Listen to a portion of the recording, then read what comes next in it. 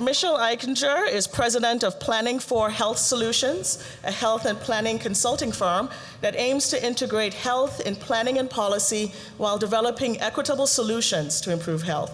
With over 10 years of experience in addressing the health impact of the built environment, Michelle has been a pioneer in assessing health outcomes in planning, design, and policy, while providing communities with strategic direction on how to employ a culture of health approach to decision making.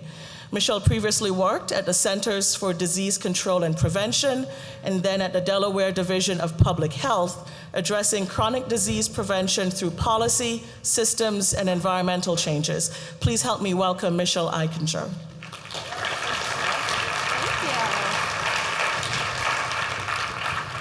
Thank you so much for inviting me here. So I'm going to talk a little bit about the DNA of a healthy neighborhood. And I first wanted to show this little graphic. How many of you have seen Jurassic Park? So you're going to recognize Mr. DNA here, right? Well, Mr. DNA is going to be joining us through this entire conversation. So let's look out for little pictures of this Mr. DNA. I'm talking about DNA because when we look at the context of a community or a neighborhood, we're very visual on the physical characteristics. DNA, as you know, is the building blocks of who we are. And so we need to look at this from a neighborhood and a community context of what are the building blocks of a neighborhood. So please tell me you've seen an obesity map. Who has not seen the obesity map? Oh, really? Raise your hands. Oh, you are aware we have an obesity problem. Okay, good. That's pretty much all you need to know. And you see Mr. DNA smiling happily. So when we think about really what are the health problems in our community, in our country, we hear about the obesity epidemic. Obesity is an imbalance of food, diet, and activity. But we also know it's the leading causes of most of our chronic diseases and leading causes of death of type 2 diabetes, stroke, some cancers, heart disease. So we have an invested interest of addressing health of our communities because it affects everybody. Everybody's affected by health, right? But when we look at how much resources we spend on this, we spend most of our money on treating the condition and less on what it takes to make ourselves healthy, all right? And I'm gonna give you this little bit of an analogy. I am a public health person. I am not a healthcare provider. There is a significant difference, all right? Healthcare, treatment of the individual. Got it? Public health, our focus is on the population and addressing prevention, okay? So when I have meetings, usually I have to preface that all the time. I go to a meeting and they hear I come from the public health background, they immediately think, well, we don't do anything with hospitals. Neither do I. I've never worked in a hospital. So my focus is like, okay, we spend a lot of time on the treatment of the individual, but less time, more on what it takes for us to be healthy. It is our behavior and the context of where we engage that behavior. It's our environment in which we can allow ourselves to be healthy and engage those healthy behaviors. So then let's take a step back. All right, we talked about the healthcare, treatment of conditions, treatment of diseases. But when we look at really what factors in the health of ourselves and the health of our community, we're looking at the bottom part of this iceberg. It's our social environment, it's our economic environment, obviously it's our health behaviors, and a lot of you are aware of the built environment. Built environment is about 10% of what actually influences our health and well-being, quality of life. This goes back to what we call the dimensions of health. We, as a society, have been a lot of focus on physical health. What's our BMI? What's our blood pressure? Are we going to the doctor? Are we taking our medication? But there's other dimensions like the social health. Do we have healthy relationships? Are we maintaining those healthy relationships and not those toxic ones? It's the spiritual health. It's taking our values and applying it to our actions and behaviors. It is our emotional health, being mindful of our emotions, our thoughts, and our feelings. It's our intellectual health. Intellectual health is knowing to stimulate our growth, arts, culture. It's our environmental health, being aware our daily habits actually impact the environment. So we look at these dimensions of health as a large context of our community, and are we actually factoring that? All right? So this brings me to this talk of equity and equality, and I think we've heard the equity term a lot, yes? But did somebody explain the difference between equity and equality? Good. If not, I'm going to give you an example. And this is a concrete example. This is a personal example, all right? And it helps really illustrate what this means. So my mother was born with a brain disease. She's got a cognitive age about 12, all right? She was born this way, has always been this way, will always be this way. At 67, we're still like a child. It's my mother. She struggled most of her life with finding a job and keeping a job. And she had said to me, this is about a year or so, a couple years ago, Michelle, why do I always get fired? I just wish I could get treated equally.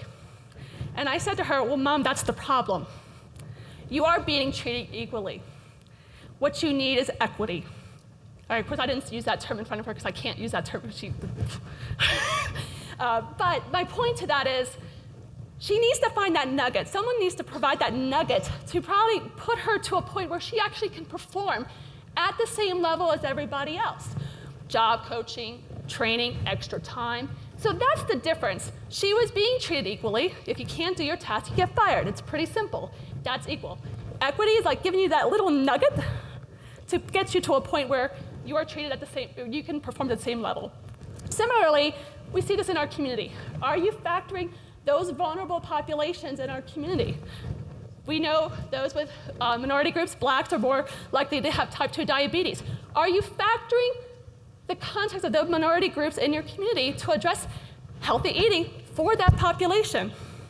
Lower income, more likely to have job issues, as well as not likely to have, they're likely to also have obesity and type 2 diabetes as well. I'm going to give you an example of a population or community. When I was doing some work in South Carolina, we had a neighborhood, a community, rural area in the diabetes belt. More than half the population has limited vehicle access. Everybody was impacted by type 2 diabetes. The life expectancy in this community, in this town, was about 10 years younger than the national level. So we ask, what's going on? The only grocery store in the area is on the outskirts of town that's separated by a large CSX line. Getting there is a problem. They're closing. The only grocery store is closing. The next closest grocery store is 17 miles away. So where are these people eating? The Family Dollar. The Family Dollar is their go-to grocery store because they can get to it. And it's there, but clearly not providing healthy food. So what did this community do? This is where you have to really know your community, and are you really addressing health and on? This is where I have a problem with checklists. Checklists are great to say, yep, address sidewalks, address connectivity, yep, we got food systems, but are you factoring in the context of that community? This community had a prison, land, captive audience, captive labor, bum. We took that labor and planted gardens where the produce actually went back into the community, to a mobile market that was strictly available to that community. Now they have access of food that's affordable through EBT access, WIC, food stamps, SNAP, brought that to that community. Which leads me to, we look at our context of where we live, the settings of which we engage our behaviors. We look at these settings. It's where we live, it's where we work, it's where we play, it's where we pray. And you see that Mr. DNA here is saying, we need to look at this together. See Mr. DNA? He's happy. This is our DNA. It's factoring in the vulnerability of our population groups and really addressing, if we can address those equity issues, then we are actually impacting the whole community and not creating a further gap and not creating a further divide. Because right now, we're planning communities. Oh, we want a fitness center. We have connectivity to a grocery store, Whole Foods. This is great, but does this really affect the people that need it the most? People like my mother, who has limitations on driving. I hate when she drives. She's like a 12-year-old driving, and it scares me all the time. But she doesn't work. She's on food stamps that only gives her $17 a month. $17 a month, that's all she gets on a fixed income. Are we factoring people like her, which is like maybe your elderly parents? Are we factoring them, or are we just factoring to the people who can easily, that has a job that can get to places easily? We need to factor those vulnerabilities into the context of where they live in their neighborhood. Can they get to the places? Our schools, are we leveraging the resources of the schools to help meet the needs of the community? Same with the work.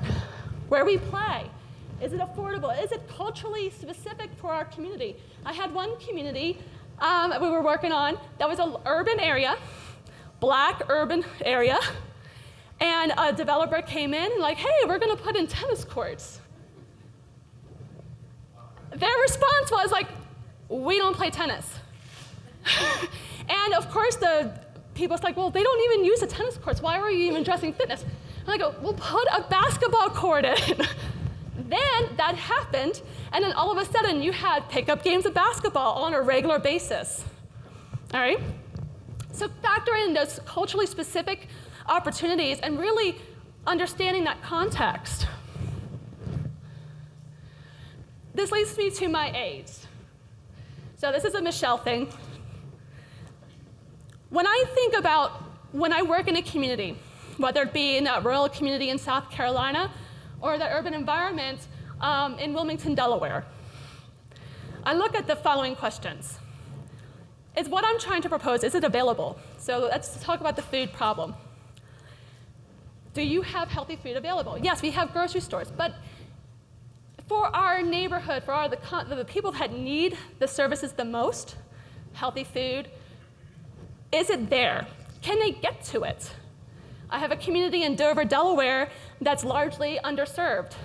There is a grocery store in 2 miles. Guess where they're going? The Dollar General, because it's there. So you ask yourself, is the healthy food available? We need to get that available. Is it affordable? This is where we need to start creating, leveraging to increase purchasing power to those who probably need it the most. We have what's called double bucks. Have you heard of double bucks? It's taking EBT vouchers or WIC or food stamps and giving people an advantage. Like for every $2 they spend on fruits and vegetables, they get additional $2 to spend on fruits and vegetables. Trying to address the equity aspect of it too, so that everybody has the same level of opportunity. So is it affordable? Can I get there safely? Is it accessible? Can I walk there? Can I bike there? Not many communities don't look at biking as a form of transportation. They see it as a form of recreation. What can we do in our community to start looking at bikeability as an alternative form of transportation? Who are your partners? Who are your players to be able to allow to promote this as a form of transportation? And then the last A I have is aesthetical. And I had to look up, is aesthetical even a word? According to Weber's, it is. So is it aesthetical? So we're looking at, is it safe? Is it attractive? Can I get there safely? And is it attractive? Is it something I want to go to?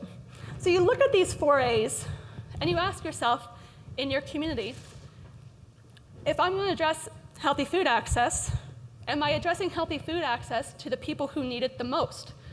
Are we addressing it to the people who are low income? Are we addressing it to people who may have a disability? I have a younger sister who has the same brain disease as my mom, actually. She's lower functioning. She doesn't drive. She wants to drive. She's 33, and for the last 15 years, she's very determined to drive. We're still failing her driver's permit, but it's okay. She's taken public transit. Problem is, in Lancaster, Pennsylvania, they cut it. She works at Walmart. How is she going to get there? So here we're looking at a context, and she's not unique. There's a lot of people like that. A lot of people in our community that are like that. So then I ask you at the very end, how are you factoring health? How are you factoring health for all? How are you factoring equity? I'm currently working on a project through the CDC, the American Planning Association, where I'm actually created a measure to measure equity. How do you measure equity? And we will be able to measure that and be able to identify equity changes over time. So with this tool, we're trying to identify equity priority areas and then mapping them over top of other areas of food access, parks, recreation, sidewalks. And so what we have done is, in this project that we're working on, is we're creating priorities in targeted areas where if we can address the whole community, we can be able to identify where do we need to focus our efforts right now. Because if we focus those efforts now, we're going to be narrowing that gap of disparity and then improving health through the community. Now with that, I am done.